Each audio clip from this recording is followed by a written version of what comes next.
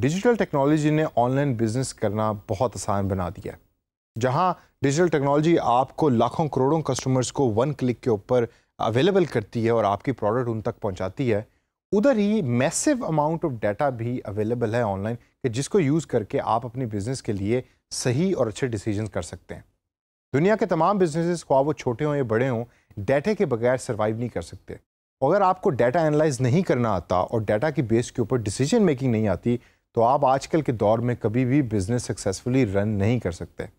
एक छोटी सी कंपनी जो ऑनलाइन कपड़े बेचती है, ख्वाह वो लाहौर में हो या ख्वाह दुनिया के किसी बहुत बड़े शहर में हो, वो भी डाटा की बेस के ऊपर डिसाइड करती है कि उसने अगली मार्केटिंग कैंपेन कैसे चलानी है, कितने बजे चलानी है, किन कस्टमर्स को टारगेट करना है और कौन सा पैगाम है जिसकी इफेक्टिवनेस ज़्यादा है।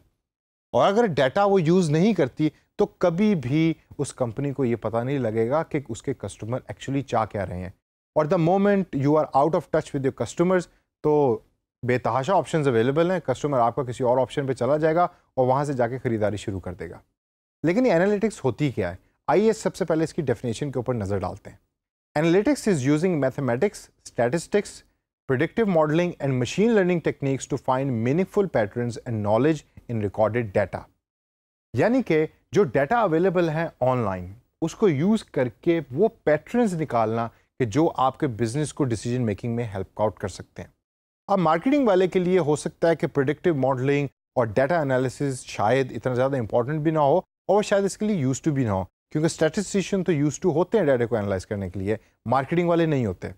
ये तो हो गई एनालिटिक्स की डेफिनेशन। लेकिन डिजिटल मार्केटिंग के लिए क्यों इतना ज़रूरी है कि हम एनालिटिक्स को, डाटा को यूज़ करें और उसकी बेस के ऊपर डिसीजन मेकिंग करें? सबसे पहली most important reason of why analytics is becoming important these days is abundance of data. बहुत डाटा मौजूद है ऑनलाइन, अगर आप उस डाटा को यूज़ नहीं करेंगे तो आपका कंपेटिटर यूज़ करेगा और कंपेटिटर जब यूज़ करेगा तो वो आपसे बेहतर डिसीजन मेकिंग कर सकता है।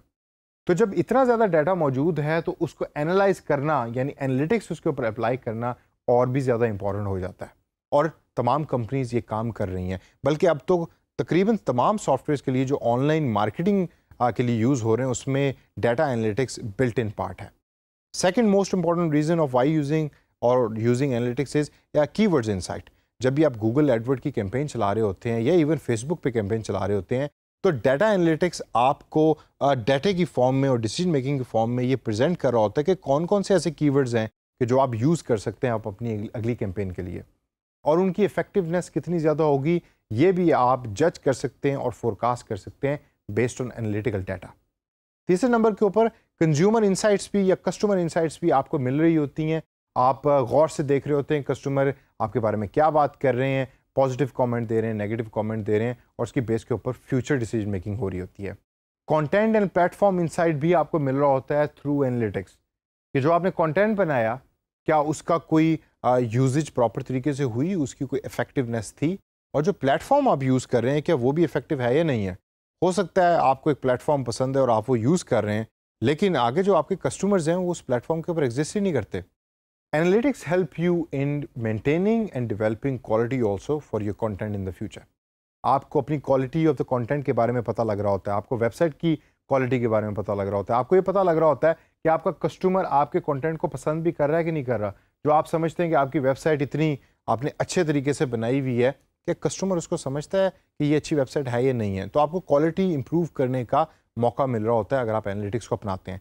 और लास्ट के अंदर सबसे मेरा फेवरेट और most important point, market trends का आपको थ्रू एनालिटिक्स पता लग रहा होता है, क्योंकि इतना डाटा मौजूद है, वो डाटा तमाम कस्टमर्स ओरिएंटेड डाटा है जिसकी बेस के ऊपर आप ये प्रिडिक्ट कर रहे होते हैं कि अच्छा फ्यूचर में अब मार्केट का ये ट्रेंड होगा, इस वजह से हमें अपने ऑर्गेनाइजेशन को इस तरीके से इन डिसीजंस की बेस के ऊपर उन ट्रेंड्स के लिए तैयार करना है। ये तमाम चीज़ें आप थ्रू एनालिटिकल डाटा कर रहे होते हैं। तो दोस्तों, फ्रीलांसिंग वेबसाइट्स के ऊपर जॉब्स अवेलेबल हैं कि जहाँ स्पेसिफिकली क्लाइंट ये कहता है कि भाई या तो आप डाटा को खुद फाइंड आउट कर लें या आप हमसे डाटा कर लें या ले लें और उसको एनालाइज करके हमें रिपोर्ट्स बना के दें और हमें सजेस्ट करें कि हम अपने बिजनेस के लिए क्या क्या डिसीजन मेकिंग कर सकते हैं। और वो काम as a freelancer, as an advanced digital marketer आपको करना होता है। आगे चल के अगले सेशंस के अंदर मैं आपको मार्केटिंग एनालिटिक्स का या एनालिटिक्स का एक जनरल सॉफ्टवेयर सिखाऊंगा जिसको हम गूगल एनालिटिक्स का नाम देते हैं। It's a most common use software in the world, और अगले चल के सेशंस के अंदर हम उसको सीखेंगे।